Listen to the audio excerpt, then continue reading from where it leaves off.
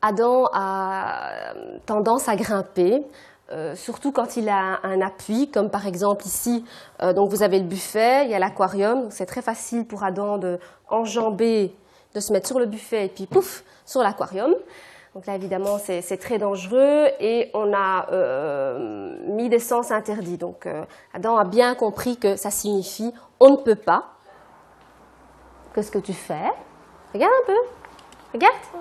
Qu'est-ce que tu fais? Qu'est-ce que tu fais? On ne peut pas. On ne peut pas. Lorsque l'on est confronté à ces troubles du comportement, on a fréquemment la tentation d'utiliser les systèmes assez habituels de réaction par rapport aux comportements qui sont des comportements pas désirables. En particulier, on va penser aux punitions. On va penser à le punir, à crier, à le réprimander. Ce que l'on voit souvent, c'est que ces réprimandes ou ces petites fâcheries, finalement, satisfont très bien l'enfant parce que lui n'en comprend pas nécessairement le sens. Et pour lui, il y a beaucoup d'animation, on lui apporte de l'attention.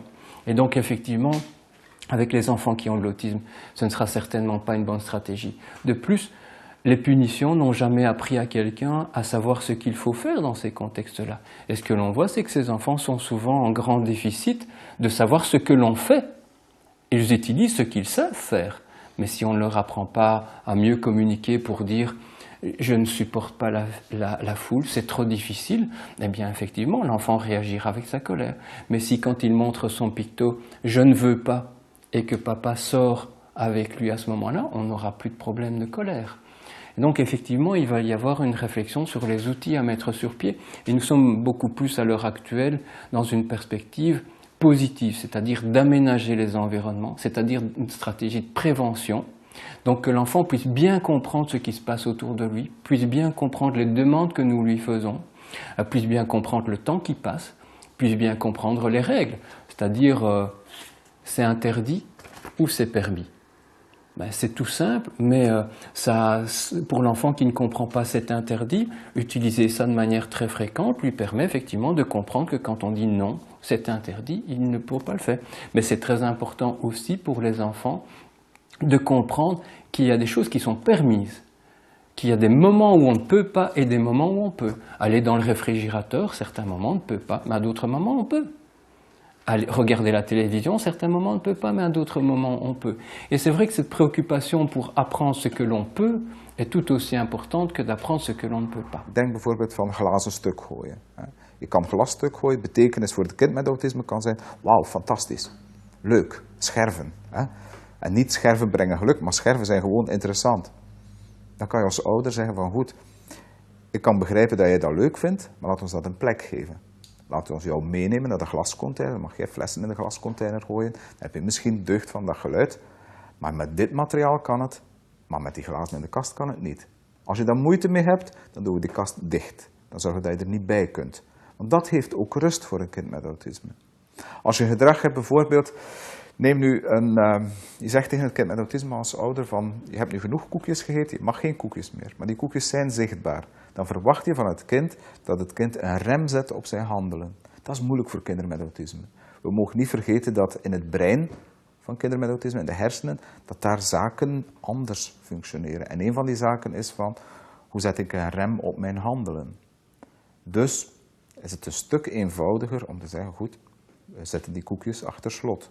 Beter dan als ouder continu te moeten de betekenis hebben van, kijk eens, dit mag je niet doen. Nee, niet doen. Corrigeren en corrigeren, waardoor dat je uiteindelijk in een relatie komt met je kind die vooral gestoeld is op correctie, verbetering, begrenzing, beperking, en dat wil je niet. Laat de omgeving maar duidelijk zijn. Kast is dicht, dan zijn het geen koekjes. Kast is open, kan je koekjes krijgen.